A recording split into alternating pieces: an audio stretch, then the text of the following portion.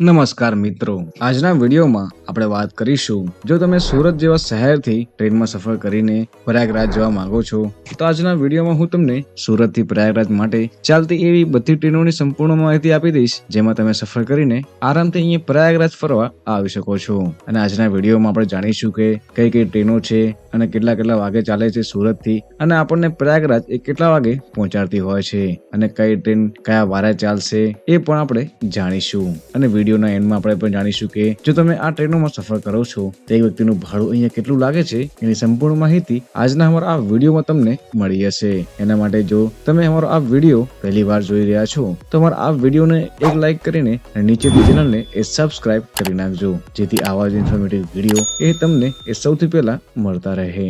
અને વિડીયો શરૂ કરતા પહેલા હું વાત કરી લઉં, એમ તો સુરત થી તમને ઘણી બધી ટ્રેનો ચાલતી જોવા મળશે પ્રયાગરાજ માટે, પરંતુ અમુક ટ્રેનો એ તમને પ્રયાગરાજ એ ડાયરેક્ટ પહોંચાડે છે અને અમુક એ ટ્રેનો એ પ્રયાગરાજના નજીક આવેલા એવા ચીવકી જંકશન તમને આવતી જોવા મળતી હોય છે. જો તમારે પ્રયાગરાજની ડાયરેક્ટ ટ્રેન જોઈતી હોય તો એ ટ્રેનોની માહિતી હું તમને વિડીયોમાં એન્ડમાં આપું છું. અને સૌથી પહેલા આપણે એ ટ્રેનોની માહિતી જોઈ લઈએ કે જે અહીંયા પ્રયાગરાજ થી થોડાક દૂર આવે છે, એટલે કે ચીવકી જંકશન. વાત કરું એવી ટ્રેનો કે જે અહીંયા ચીવકી જંકશન આવે છે, આ ટ્રેનોમાં પહેલી ટ્રેન છે એ છે ADI બનારસ એક્સપ્રેસ, અને આ ટ્રેનનો નંબર એ 19483 અહીંયા રહેતો હોય છે. અને આ ટ્રેન એ સુરત થી વહેલી સવારે 4:43 ચાલે છે, જે ટોટલ 26 કલાક અને 35 મિનિટ પછી આપણને પ્રયાગરાજ એ ચીવકી જંકશન સવારે 7:18 જ પહોંચાડતી હોય છે. અને વાત કરું બીજી ટ્રેનની તો આ ટ્રેનનું નામ અહીંયા ગોરખપુર હમસફર એક્સપ્રેસ રહેતું હોય છે, અને આ ટ્રેનનો નંબર એ 19091 અહીંયા રહેતો હોય છે. અને આ ટ્રેન અહીંયા સુરત થી વહેલી સવારે 8:35 ચાલે છે, જે ટોટલ 24 કલાક અને 10 મિનિટ પછી આપણને એ પ્રયાગરાજ ચીવકી જંકશન 8:45 જ પહોંચાડતી હોય છે. અને જો તમે આ ટ્રેનમાં સફર કરો છો તો આ ટ્રેન અહીંયા ખાલી અઠવાડિયામાં એક જ દિવસ ચાલે છે, એ પણ સોમવારે. અને વાત કરું ત્રીજી ટ્રેનની તો આ ટ્રેનનું નામ એ અહીંયા BSB મહામના એક્સપ્રેસ અહીંયા રહેતું હોય છે, અને આ ટ્રેનનો નંબર એ 20903 અહીંયા રહેતો હોય છે. અને આ ટ્રેન અહીંયા સુરત થી રાત્રે 10:32 ચાલે છે, જે ટોટલ 20 કલાક અને 18 મિનિટ પછી આપણને પ્રયાગરાજમાં આવેલા એવા પ્રયાગરાજ ચીવકી જંકશન ઉપર સાંજે 7 વાગે પહોંચાડતી હોય છે. અને આ ટ્રેન પણ અહીંયા ખાલી અઠવાડિયામાં એક જ દિવસ ચાલે છે, એ પણ ગુરુવારે. અને આ 3 ટ્રેન એવી છે કે જે અહીંયા સુરત થી ચાલે છે અને પ્રયાગરાજ નજીક આવેલા પ્રયાગરાજ ચીવકી જંકશન આપણને પહોંચાડતી હોય છે. એમ તો સુરત થી ઘણી ટ્રેનો ચાલે છે, પરંતુ અમુક ટ્રેનો એ સુરતમાં આવેલા એવા ઊંધના જંકશન થી જ તમને ચાલતી જોવા મળતી હોય છે. અને વાત કરું એવી ટ્રેનો કે જે અહીંયા ઊંધના જંકશન થી ચાલે છે, આ ટ્રેનોમાં પહેલી ટ્રેન છે Tapti Ganga express, Udhna Banaras superfast express, Udhna Danapur express, Surat Bhagalpur superfast express જેવી આ ટ્રેનો તમને એ સુરતમાં આવેલા ઊંધના જંકશન થી ચાલતી જોવા મળતી હોય છે.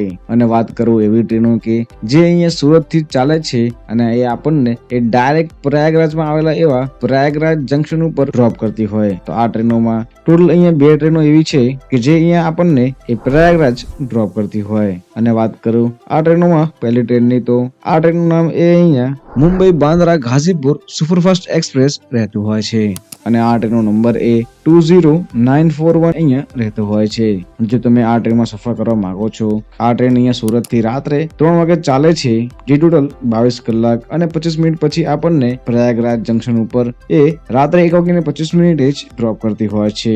અને વાત કરું આ ટ્રેન અહીંયા અઠવાડિયામાં કેટલા દિવસ ચાલે છે, તો આ ટ્રેન અહીંયા અઠવાડિયામાં ખાલી 2 દિવસ ચાલે છે. અને જો તમે આ ટ્રેનમાં સફર કરો છો તો આ ટ્રેન અહીંયા મુંબઈમાં આવેલા એવા બાંદ્રા ટર્મિનલ થી ચાલે છે, જે બોરીવલી ગુજરાતમાં વાપી, વલસાડ, સુરત, ભરૂચ, વડોદરા થઈને આ ટ્રેન અહીંયા ગુજરાતની બહાર જતી હોય છે. અને ગુજરાતની બહાર આ ટ્રેન એ આટલા બધા શહેરોને કવર કરીને એ પ્રયાગરાજ આવતી હોય છે.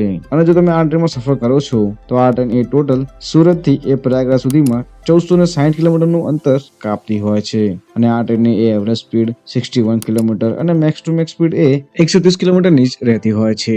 અને વાત કરું આ ટ્રેનના ભાડાની તો આ ટ્રેનનું એ સ્લીપર ક્લાસનું ભાડું 640 રૂપિયા લાગે છે, 3ટા એસી નું ભાડું 1680 રૂપિયા, 2ટા એસી નું ભાડું 2410 રૂપિયા અને ફર્સ્ટ એસી નું ભાડું અહીંયા 4095 રૂપિયા જ રહેતું હોય છે, કે જે અહીંયા સુરત થી ડાયરેક્ટ ચાલે છે પ્રયાગરાજ માટે. પરંતુ અમુક ટ્રેનો એ તમને ઊંધના જંકશન થી ચાલતી જોવા મળે હોય છે. પ્રયાગરાજ માટે તમે એમાં પણ સફર કરી શકો છો, પરંતુ સુરતના આ જંકશન થી તમને ચાલતી જોવા મળતી હોય છે. અને આવી રીતે તમને જે બી ટ્રેન સેટ થાય એ ટ્રેનમાં તમે સફર કરીને આરામથી અહીંયા એ પ્રયાગરાજ ફરવાનો પ્લાન બનાવી શકો છો. અને અમારો આ વિડીયો તમને થોડો પણ ઇસ્યુ લાગ્યો હોય તો અમારા આ વિડીયોને નીચેથી એક લાઇક ને બાજુમાં આવેલી ચેનલને સબસ્ક્રાઇબ કરી નાખજો. મળીએ જ આવા નવા વિડીયોમાં.